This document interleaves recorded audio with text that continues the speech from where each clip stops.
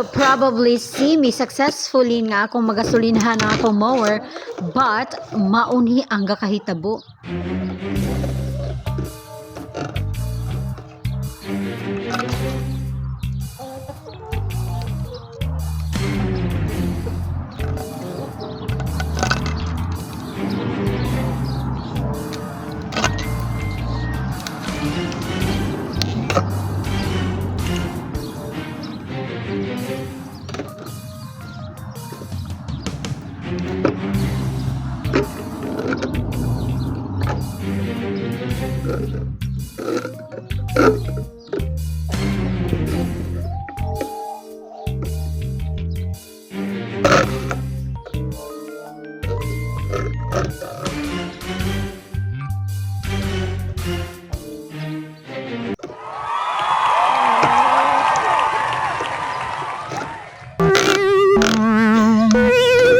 Og finally, na-discover na daw nako, so magasolina nako og kini ang nahitabo.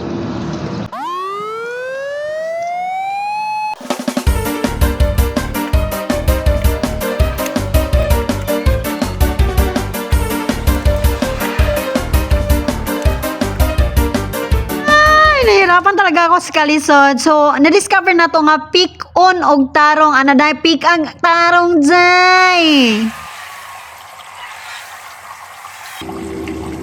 Happy kay ko diha kay na success na ko gasolina ang mower, no? Kay gusto gid kayo ko mag-mower today. Usually manggod, makapangutana sila himba ngano bakit nga wala pa man na nimo nahibaw-an nga sige naman kag mower. Anyway, gina-set up man gud na ni Habibi of Dubai daan, no? Aya din gamito nato. So mga bisag nagkalisod ko, gusto gid nako siya i-set up. So ako lang giobserbahan diya, gi-discover kung unsaon pagbutang og gasolina, unsaon pagtaklog kani man gud imbudo niya moy nagkalisod sa ako kay lahi mang imbudo sa atoa sayon raman gamiton. Og gitarong gid nako og trapo na di ano kay basin bitaw mag-init, maguba ang atong mower. Secondly, ang akong gikalagutan og set up ani is kaning pagbutang sa iyang catcher sa grass. Ambot kung hayang or kulog ba na iyahang forma sa pag-set up diha.